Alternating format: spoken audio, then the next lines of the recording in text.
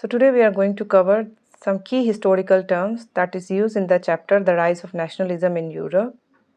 So this meaning will help you to understand the chapter. So before going through the chapter, let us try to understand the rise of nationalism in Europe through its historical terms. Nation.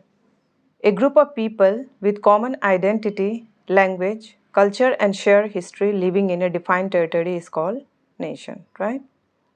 Then sovereignty. Supreme power or authority in a nation, it refers to power belonging to the people rather than the monarch. Okay, that is sovereign form of government, sovereignty. Then estate term has also been used in the chapter. Social classes in pre-revolutionary, that is in France, the society was divided into three classes. First state was clergy, second estate was nobility, and third estate was commoner. So these are the people, they have been divided according to their class, that is estate. Old regime. So the political and social system in France before the 1789 revolution, that period is known as old regime, right? The National Assembly, a revolutionary assembly formed by the third estate, that is by the commoner, in 1789 to draft a new constitution for France, that is National Assembly.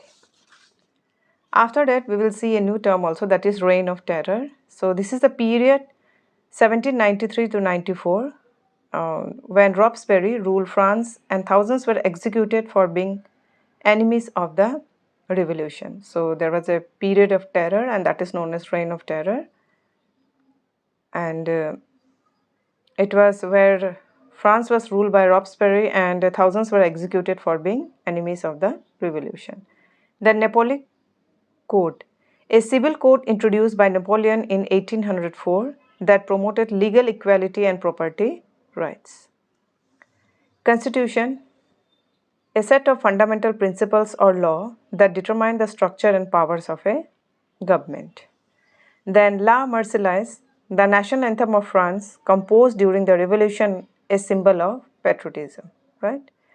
Then nationalism, a strong feeling of pride and unity among people of a nation, believe in self-rule. Okay, so this is the meaning of nationalism. Then we have seen, we have also there, one term is there, that is Bastille. A royal prison in Paris stormed on 14 July 1789, symbolizing the end of monarch and the start of the revolution, right? Then Republic, a system of government in which the head of the state is elected and not a hereditary monarch. Liberty, freedom from oppression or control, a key revolutionary principle.